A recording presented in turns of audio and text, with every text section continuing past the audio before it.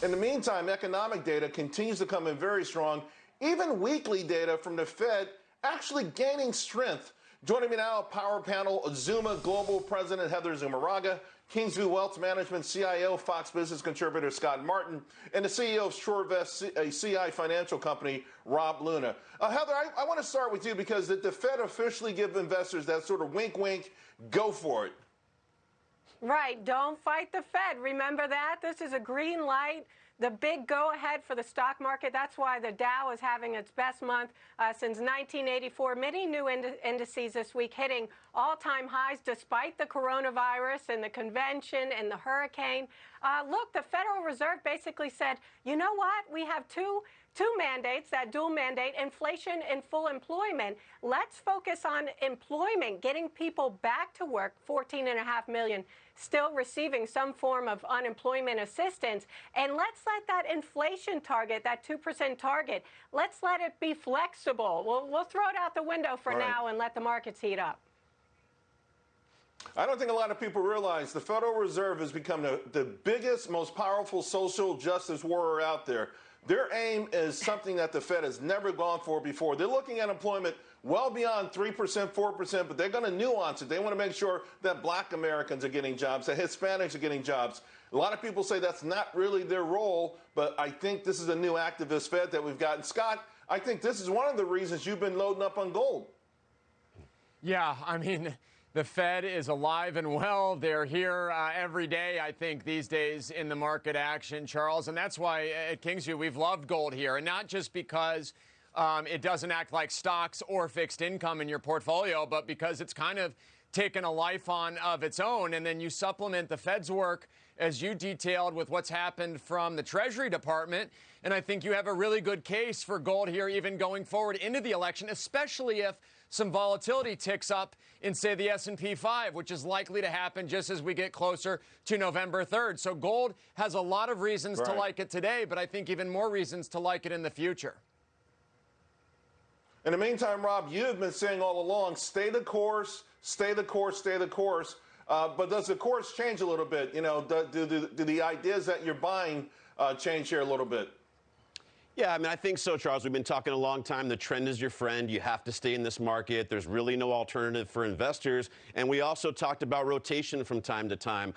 So I think you do. I think the big stocks that have led, the FANG stocks, it's getting a little bit tough when you start becoming $1 $2 trillion companies to keep that pace up. So I think investors from time to time have to rotate. And I think lacks of catalyst. Look, earnings is almost out of the way. There's not too much news coming out next week. You have to start looking at the charts. There's a pattern we've relied on for a long time, a cup and handle pattern. 3 stocks exhibiting that right now. Wynn Resorts, MGM Resorts, and Southwest. Take a look at those on the charts right now, Charles.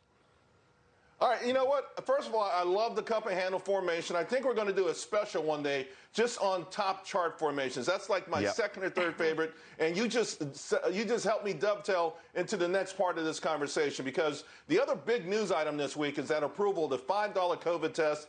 You don't have to mail it in. You get results right then and there. And that's obviously, folks, going to be huge for operating our economy before we get a vaccine. And you can see the last couple of days, it is driving these stocks. Those casinos that Rob talked about, airlines, cruise operators. You know, Heather, even right now, the restaurant stocks, Brinker, which is a great symbol, Eat, up 11%. Cheesecake Factory up 7%.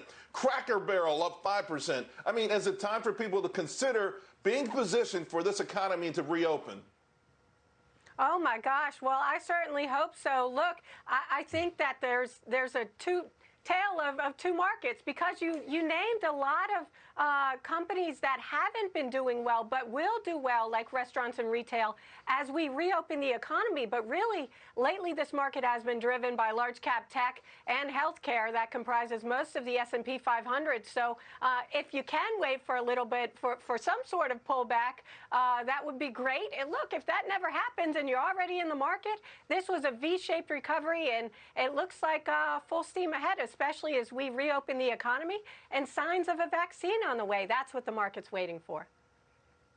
Well, if you look at today's session, Scott, the S&P 11 sectors, the 3 that are down are your traditional safe havens, utilities the most, real estate investment trusts, real estate, and the healthcare names, right? We are rotating, and it was a little stealthy, but I think it's becoming more aggressive. I know you're doing stocks in addition to gold. Do you like the idea of positioning yourself, though, for us to be able to live with the COVID-19? You know, we can get a test at the door. We feel more comfortable going into a restaurant, those kind of things.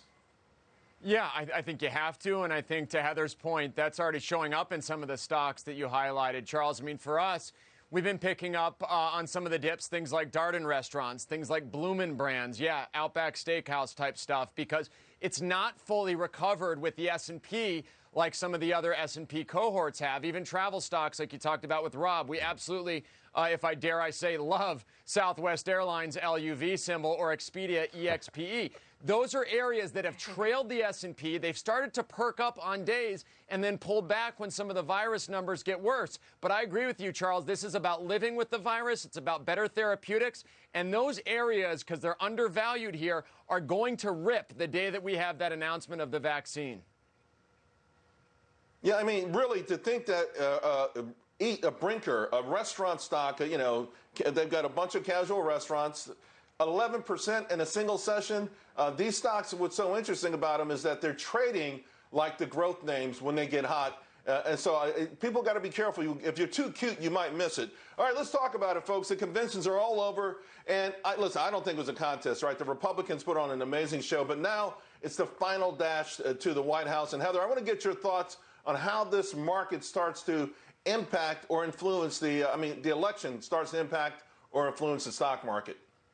Absolutely. Look, Charles, I've heard you recently say before the Fed announcement that you thought the markets were up because they're predicting a Republican win in November. And so, look, incumbents are very hard to beat. We all know that. But that's because they have a record to run on. And you saw that. You heard that at the RNC, that the economy, prior to the pandemic under President Trump, we had the lowest levels of unemployment for all Americans across the board. President Trump cut taxes, created jobs, basically by cutting unnecessary regulation as well. And he pushed back on China. We're bringing back manufacturing jobs from abroad. So I think this is a very positive sign for the stock market that the RNC was well recepted. Rob, I got less than a minute. Is it time to make adjustments, or you just kind of watch? What Heather was talking about, I was talking with Stuart Varney, and my number one reason for believing that the market believes President Trump's going to be reelected is because the market keeps going up. I don't think it would go up if there was a sense Biden was going to win. Right. Yeah, I agree with that, Charles. I mean, what's a little bit challenging here, you know, historically, August is a really bad month, and we, like Heather said, this has been a tremendously great August. When you look at that, September tends to be more volatile. Obviously, as we get towards November, I think that's going to happen. But, you know, I think really, honestly, if you look at the market, Charles, the hardest place to be is in. It's a lot easier to take your profits and sit in cash right here. For that reason, I think the market's going to continue to rally, but you have to shift to some of those names where there's a little more risk, the travel stocks, and get out of those names that have taken all the gains. I think the second hardest place to be is sitting on a bunch of profits. The hardest place to be is these professional money managers who set out this whole thing, and they look real dumb right now, and they better figure it out quick. Rob, Scott, Heather, thank you all very much. We call you guys a power panel. Thank you. Have a great weekend. By the way, folks,